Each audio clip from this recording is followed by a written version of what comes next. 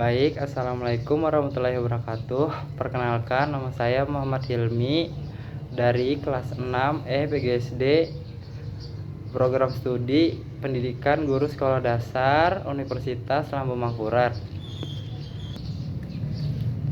Jadi di sini saya akan menjelaskan mengenai pembelajaran kelas rangkap.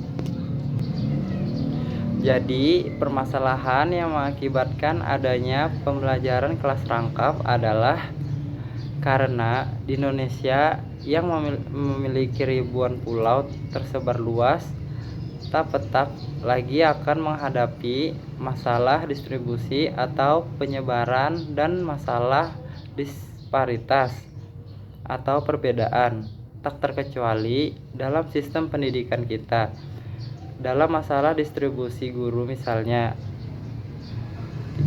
kita mampu untuk menyebar guru sekolah dasar secara merata hingga pelosok tanah air.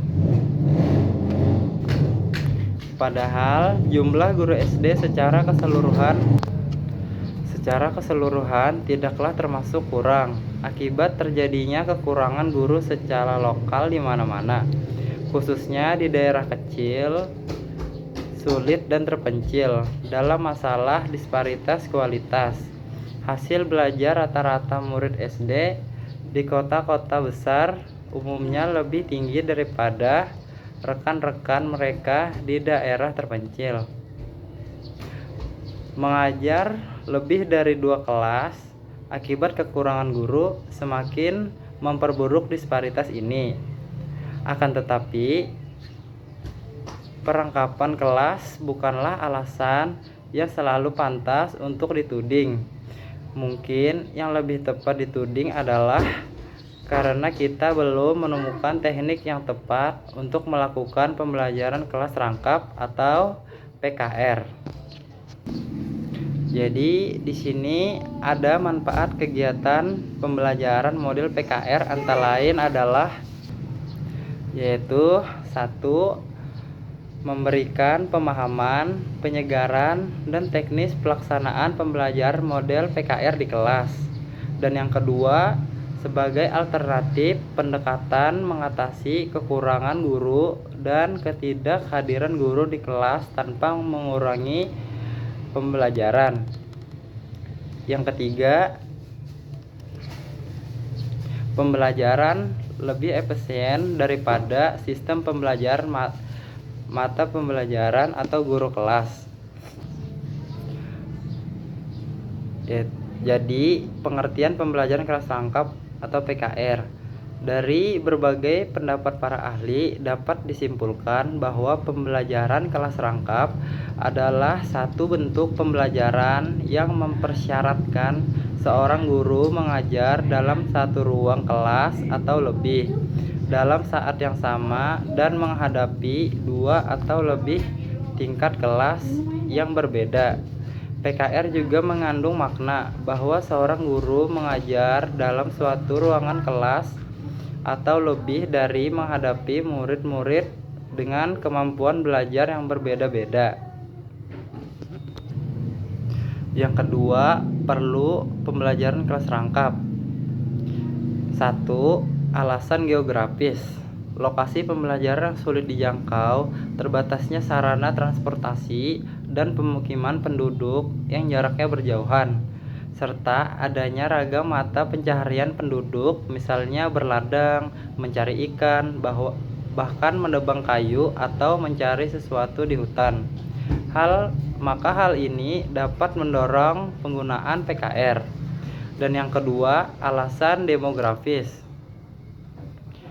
Alasan demografis mengajar murid dalam hal kecil atau murid yang tinggal di pemukiman yang jarang penduduk.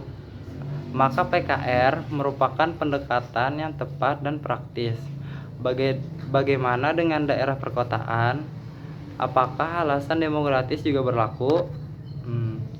Karena ada beberapa SD dalam perkotaan mengalami kekurangan murid setiap tingkat kelas, beberapa murid saja, agar tidak ada pemborosan dalam tenaga guru. Kemudian yang ketiga, kekurangan guru. Meskipun jumlah guru secara keseluruhan bisa dikatakan cukup, namun pada kenyataannya masih ada keluhan kekurangan guru, terutama di daerah-daerah terpencil. Apabila secara geografis daerah tersebut sulit dijangkau, maka akan membuat guru takut ditugaskan di daerah itu. Rendahnya minat guru mengadu nasib di daerah terpencil disebabkan karena beberapa faktor. Misalnya sangat dirasakan mahalnya harga keperluan sehari-hari, sulitnya alat transportasi, gaji yang terlambat, bahkan terbatas peluang untuk mendapatkan pengembangan karirnya. Oleh karena itu, untuk menjadi guru di daerah terpencil kemudian yang keempat, keterbatasan ruang kelas. Di daerah yang jumlah muridnya sangat sedikit, tentu tidak memerlukan ruang kelas yang lebih banyak. Tetapi di daerah lain, meskipun sudah mempunyai ruang kelas sesuai dengan jumlah tingkatan kelas, masih belum cukup karena jumlah rombongan belajar lebih besar. Maka untuk mengatasi masalah tersebut, perlu menggabungkan 2 atau lebih ruang kelas yang diasuh atau dibimbing oleh seorang guru. Dengan demikian, PKR diperlukan. Yang kelima, kehadiran guru. Bahkan saja dialami oleh sekolah di daerah terpencil di kota besar juga mengalaminya. Seperti di salah satu kabupaten provinsi Kalimantan Selatan, saat musibah banjir dapat menghambat kehadiran guru untuk melakukan tugasnya. Guru yang tidak kena musibah harus mengajar kelas yang tidak ada gurunya. Guru yang tidak lagi kena musibah harus mengajar yang tidak ada gurunya. Belum lagi alasan lain, misalnya sakit, cuti, atau kegiatan berkaitan meningkatkan profesional dan kualitas para guru. Kemudian C, tujuan, fungsi, dan manfaat PKR. Deklarasi Education of All atau pendidikan untuk semua orang telah dicetuskan oleh para ahli pendidikan, tokoh masyarakat, politisi, dan pemerintahan tahun 1990. Pada saat itu, pemerintahan telah merancang wajib belajar 9 tahun. Setiap anak Indonesia, meskipun berada di daerah yang sulit, kecil, dan terpencil, harus menyelesaikan pendidikan SD dan kemudian melanjutkan ke SMP.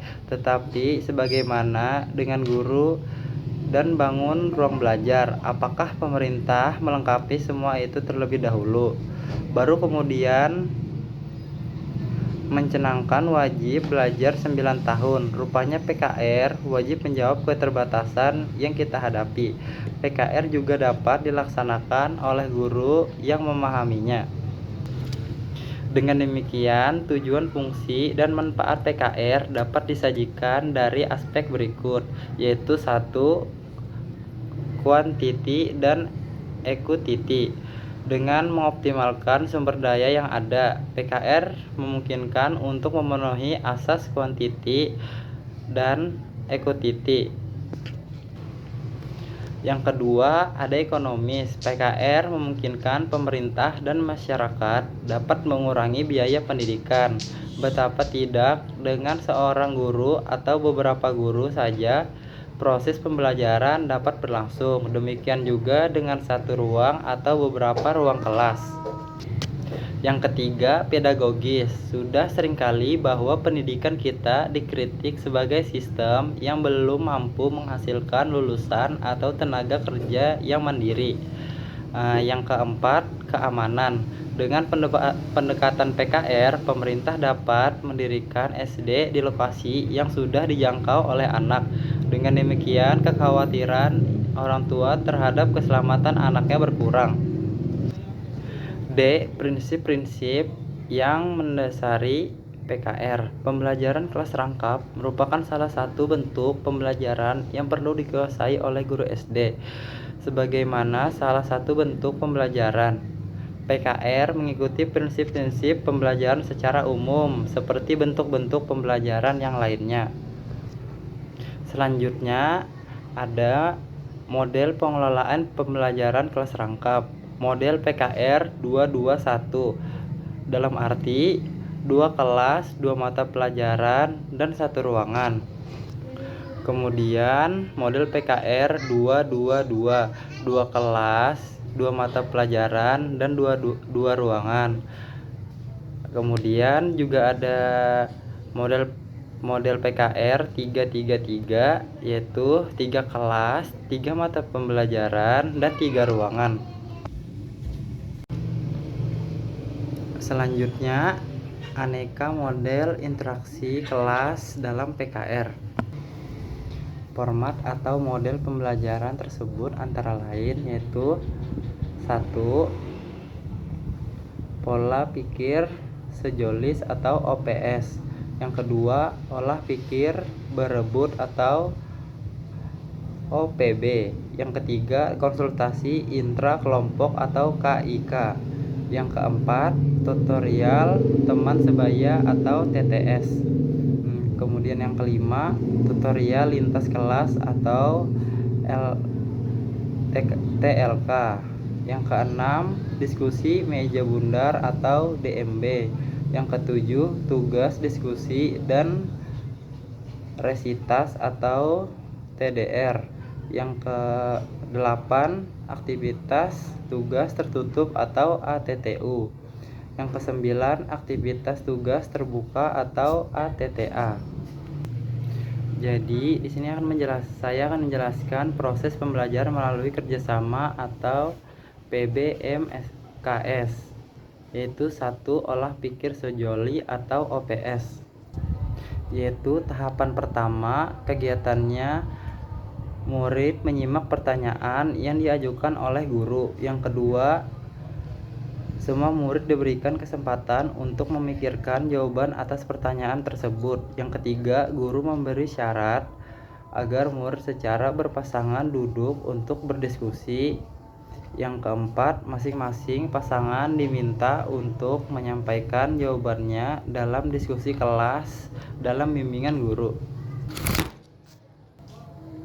Kemudian memasuki bab 3, bagaimana memenuhi tuntutan sebagai guru dalam PKR, yaitu A. Keterampilan pembelajaran dalam PKR, yaitu 1. Guru memerlukan kemahiran dalam mengawali dan mengakhiri pembelajaran. Kedua, jenis kegiatan itu pasti dilakukan guru di setiap kali mengajar. Namun tentunya setiap guru mempunyai kebiasaan dan cara yang berbeda agar yang dilakukan guru yang lainnya. Dalam hal ini harus disadari bahwa mengajar memiliki sisi keilmuan dan sisi kiat dan seni. Yang membedakan perilaku mengajar guru satu dari yang lainnya lebih banyak dan seni. Yang membedakan perilaku mengajar guru satu dari yang lainnya lebih banyak dari hal sei dan kiatnya. Kiat atau seni memiliki mengajar. Kiat dan seni ini mengajar berkenan dengan bagaimana guru secara personal menciptakan interaksi belajar mengajar yang berhasil, menarik, dan menyenangkan bagi siswa sebagai pelajar dan bagi guru. Kiat ini juga sebenarnya merupakan wujud penerapan berbagai prinsip belajar dan pembelajaran oleh guru. Di lain sisi keilmuan dari mengajar berkenan dengan penalaran guru mengenai apa, mengapa, dan bagaimana pembelajaran siswa. Di lain pihak, sisi keilmuan dari mengajar berkenan dengan penalaran guru mengenai apa, mengapa, dan bagaimana pembelajaran siswa. Selanjutnya disajikan bagaimana mengawali dan mengakhiri pembelajaran dalam situasi perangkapan kelas. Mengawali pembelajaran, perlu disadari bahwa dalam membuka pembelajaran ada 4 hal pokok yang harus dilakukan, yaitu 1. Menarik perhatian murid. Yang kedua, menimbulkan motivasi belajar. Yang ketiga, ember acuan dan rambu-rambu belajar. Dan yang keempat, membuat kaitan materi. B. Mengakhiri pembelajaran. Mengakhiri pembelajaran atau penutup pembelajaran sama pentingnya dengan membuka pembelajaran. Walau tentu saja berbeda tujuan dan fungsinya, seperti dengan dalam membuka pembelajaran, dalam rangka menutup pembelajaran, setidaknya dilakukan secara bersama-sama, di mana murid semua kelas yang dianggap hadir dalam satu ruangan atau satu tempat. Hal ini dimaksud agar guru dapat mengontrol setiap episode pembelajaran untuk setiap kelas utuh. Dalam rangka penutupan pembelajaran ada 3 kegiatan pokok yang kita lakukan. Yang pertama meninjau kembali, yang kedua mengadakan evaluasi penguasaan murid, yang ketiga memberikan tindakan lanjut. Kemudian yang ketiga, bagaimana mendorong belajar aktif dan membiasakan belajar mandiri. Harus diingat bahwa hakikat belajar adalah berubah. Perubahan yang terjadi berlangsung dalam diri individu siswa. Perubahan itu berkenan dengan pengetahuan,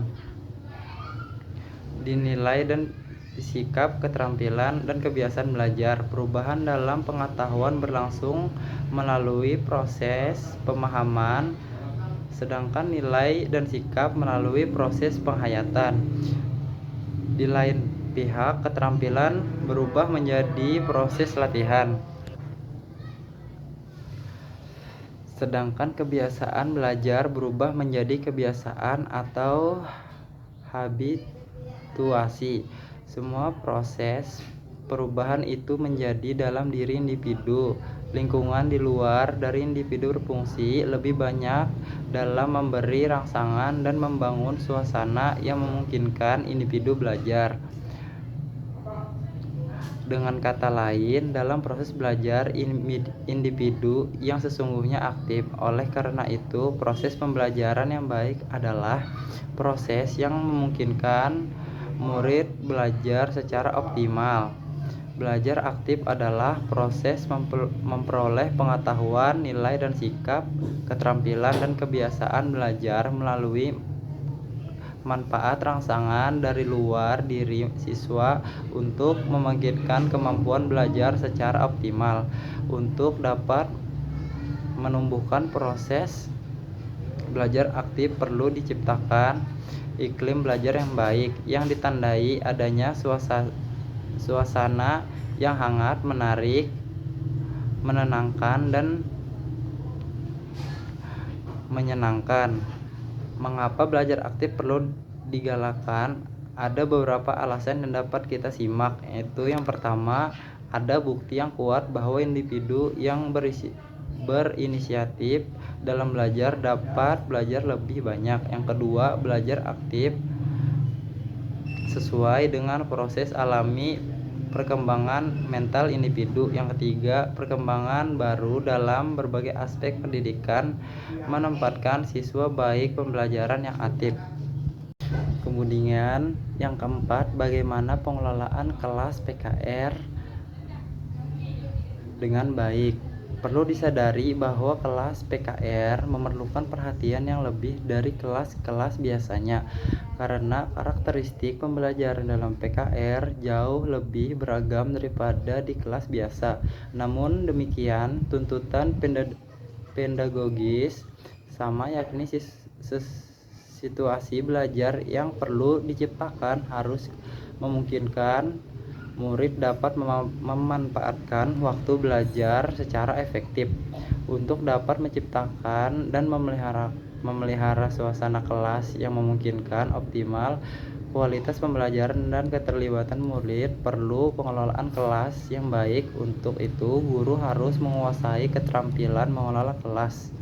Keterampilan pengelolaan kelas mencakup kemampuan guru, yaitu yang pertama, satu, menciptakan dan memelihara situasi kelas yang optimal. Yang kedua, mengendalikan kondisi kelas yang optimal dan mengatasi perilaku murid yang menyimpang. Selanjutnya, bagaimana prospek pembelajaran kelas rangkap? Pembelajaran kelas rangkap untuk meningkatkan kualitas pembelajaran. Sebagaimana diketahui secara konstitusional, setiap warga negara berhak mendapat pengajaran dalam arti pendidikan manusia seutuhnya. Dalam pasal 31 Undang-Undang 1945 dan UU Sisdiknas 2003 lebih jauh ditegaskan bahwa warga negara bukan sekadar berhak mendapatkan pengajaran, tetapi berhak mendapatkan kesempatan belajar yang berkualitas, dalam arti memungkinkan dapat hidup layak sebagai manusia paripurna. Oleh karena itu, pembelajaran pendidikan sebagai salah satu perwujudan logis pemerataan dalam pembangunan di bidang pendidikan. Pembelajaran kelas rangkap untuk mengatasi masalah demografis dan geografis pendidikan dasar. Yang termasuk dalam demografis dalam pendidikan dasar antara lain adalah sebagai berikut, yaitu satu, yang termaksud dalam demografis dalam pendidikan dasar antara lain adalah sebagai berikut. Yang pertama, banyaknya SD yang jumlah siswanya setiap kohort atau rombongan masukan semakin berkurang sebagai akibat dari pertambahan sedikitnya jumlah anak usia SD antara lain karena keberhasilan program KB. Yang kedua, jumlah siswa setiap kelas belajar yang tidak merata seperti terjadi di kelas tumpang pakak alteng. Jumlah seluruh siswa kelas 1 sampai dengan kelas 6 hanya 23 orang. Yang ketiga, jumlah guru di setiap SD tidak sama dan secara nasional merentang antara 1 sampai dengan 13 orang per SD. C. Kebutuhan penelitian pembelajaran kelas rangkap dengan upaya mengkaji keterpakaian PKR di sekolah dengan segala macam kondisi diperlakukan sebagai penelitian. Penelitian yang diperlukan adalah penelitian kelas dan penelitian tindakan kelas. Penelitian kelas perlu dilakukan oleh orang selain guru untuk memotret beberapa jauh PKR dalam diterapkan sebagai kondisi. Penelitian tindakan kelas dilakukan oleh guru sendiri untuk mengkaji penerapan pembelajaran kelas rangkap di kelas sendiri. Selain sebagai pengajar, guru bertindak sebagai peneliti mandiri dalam upaya mendiagnosis dan memperbaiki kualitas pembelajaran di SD-nya. Namun demikian, untuk yang terakhir ini, guru SD selain perlu dilatih dan menerapkan pembelajaran kelas rangkap juga dalam penelitian tindakan kelas. Rasanya hal ini akan diterapkan cukup berat oleh para guru. Karena itu, pada tahap realisasi pembelajaran kelas rangkap sebaiknya dilakukan penelitian kelas di mana guru hanya berperan sebagai guru sebagai peneliti. Bila para guru sudah terbiasa dan terampil dalam pembelajaran kelas rangkap, barulah mereka diperkenalkan kepada penelitian tindakan kelas pembelajaran kelas rangkap. Fokus penelitian pembelajaran kelas rangkap antara lain sebagai berikut, yaitu 1. pola pengelompokan siswa. Yang kedua, pola penjadwalan. Yang ketiga, pola pemanfaatan sumber belajar. Yang keempat, pola pengelolaan kelas. Yang kelima, perencanaan pembelajaran kelas rangkap. Yang keenam, keterpakaian model pembelajaran. Yang ketujuh, pemanfaatan tutor sebaya, tutor lintas kelas, dan tutor tamu. Yang kedelapan, pembinaan kedisiplinan siswa. Yang kesembilan, kemitraan sekolah dengan masyarakat. Dan yang 10, penerapan model pembelajaran kelas rangkap sesuai kondisi sekolah.